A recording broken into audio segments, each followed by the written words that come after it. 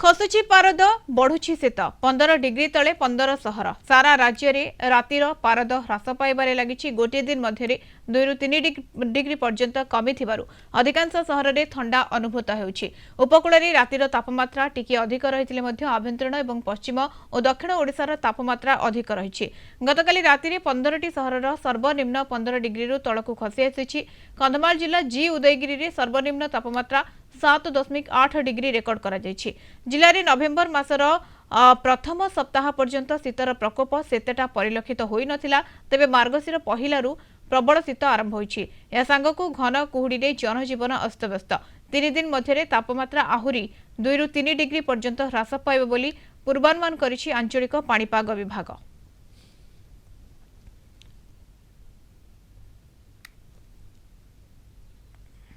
सुंदरगढ़ जिला बणाई अंचल में शीत प्रवेश करिछि। अल्प कुहुड़ी देखा मिली।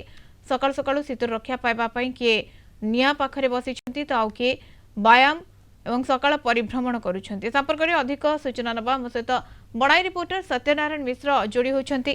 सत्यनारायण बणाई एवं सुंदरगढ़ में किभली शीतर माहौल रही केते शीत परिलक्षित होछि वर्तमान?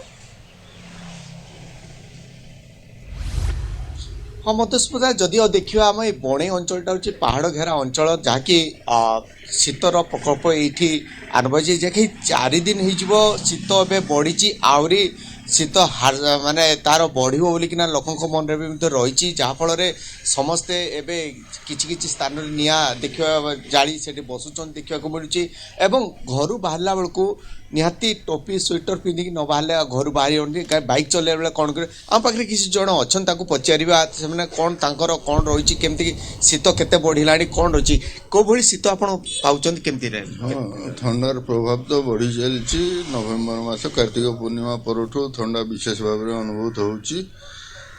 गरीब गुरुबा मान बर्तमान गोटे काल सदृश हो जाइए।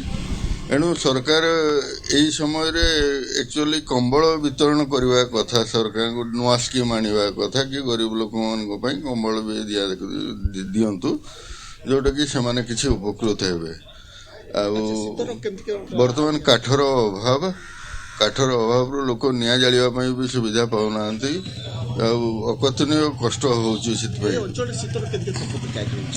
शीत तो बहुत जोर हो ठंडा समस्ते ये काम तो बाध्य करने धान अमल मधुसूदन आउ जड़े अच्छा आप कहले गोटे कथा जे शीत आपंकर केते दिन है केमती रुचे बैक चलने केमती कौन अनुभूत कर